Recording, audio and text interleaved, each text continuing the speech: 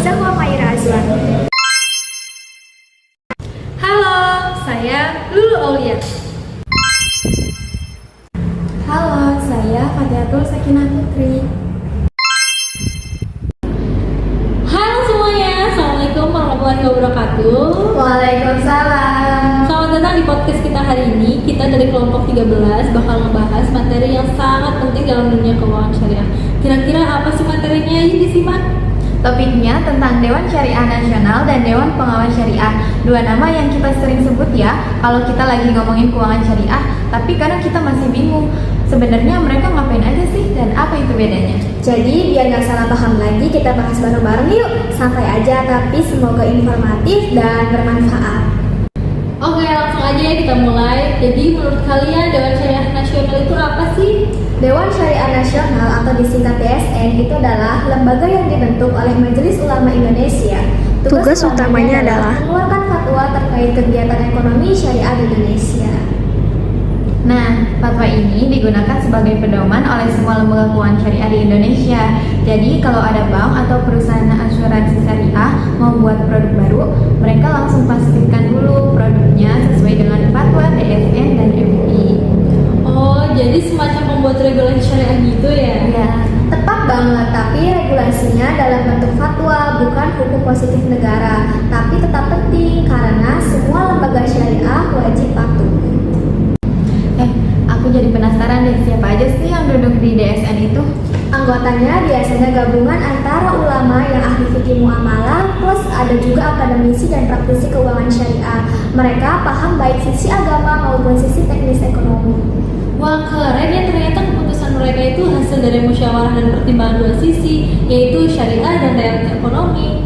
Dan hasilnya jadi semacam peta jalan bagi industri keuangan syariah. Tanpa DSN, sistem keuangan syariah bisa kehilangan arah.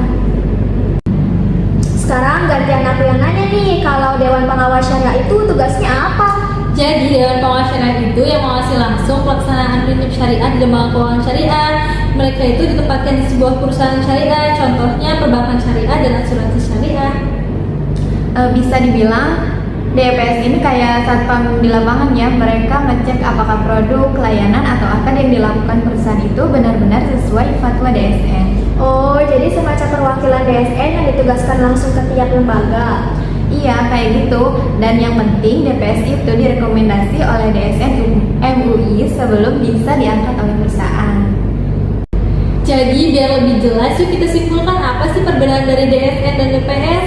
Kalau DSN itu pembuat fatwa, level nasional, anggotanya para ahli fikih dan ekonomi. Sedangkan DPS pelaksanaan dan pengawasan fatwa di level lembaga bertugas mengawasi langsung. Nah, jadi DSN itu ibarat pembuatan aturan pusatnya. Kalau DPS jadi pengawasan lapangannya. Dua-duanya penting dan saling melengkapi. Nah, kenapa sih pembahasan ini penting? Apa hubungannya sama kita sebagai masyarakat atau pelajar? Karena dengan kita tahu peran DSN dan DPS, kita bisa lebih percaya dan paham saat menggunakan layanan keuangan syariah. Gak asal berlabel syariah, tapi benar-benar diawasi loh. Nah, kalau kalian mau bercita-cita jadi ahli ekonomi atau bekerja di bank syariah, kalian perlu tahu sistem pengawasannya. DPS bisa jadi karir menarik loh. Intinya, DSN dan DPS itu seperti dua sisi mata uang. Satu buat aturan, satu memastikan aturan itu jalan. Semuanya demi menjaga kepercayaan dan nilai-nilai syariah. Oke, sebelum kita tutup, gimana kalau kita bahas contoh nyatanya dari peran DPS dan DSN?